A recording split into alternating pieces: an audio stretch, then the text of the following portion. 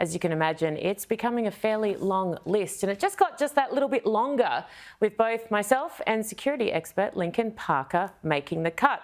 Link, is it a congratulations? Is it commiserations? What was your reaction when you first saw that you'd essentially been banned from Russia by Vladimir Putin?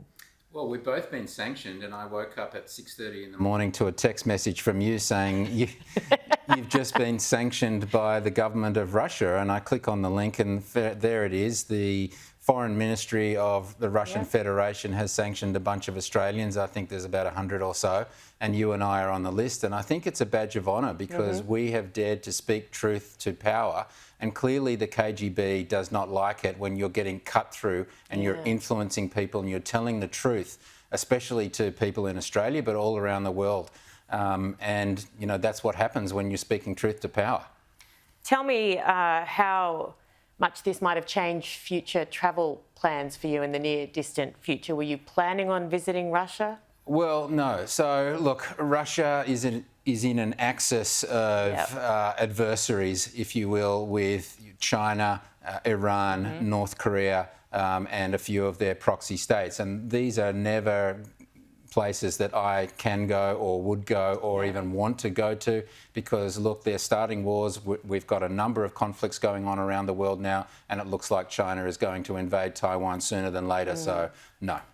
It's interesting, I got an email about a potential hosting gig in China, and it was for 3 days and it was a lot of money, but I wrote back and said, just Google me and my dad. I don't think I'll be taking that one on. Thank you so much. No.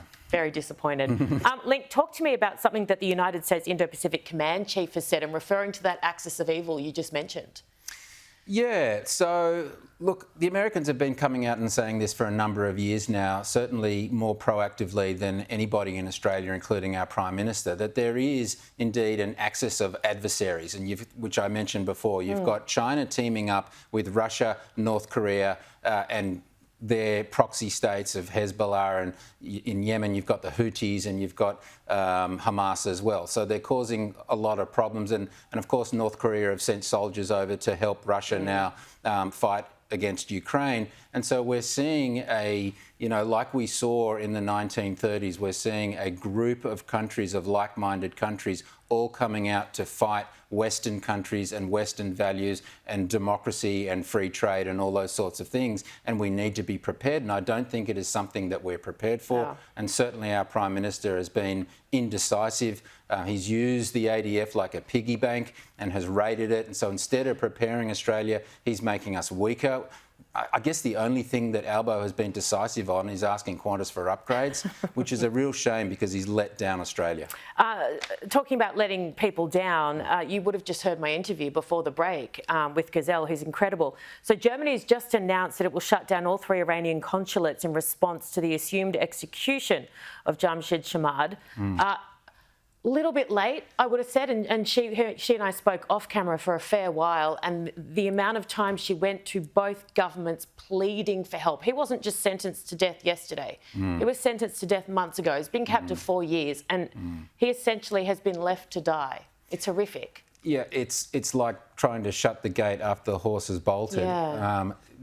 He and she have known about this for many months, as you mentioned, and yet the German government has not done enough to prevent him from being executed by the Iranians. And this should be a wake-up call for everybody across the West. These are the types of regimes that we're dealing with. Iran is backed by China. They're their number one financial supporter, and they're in an axis with Russia.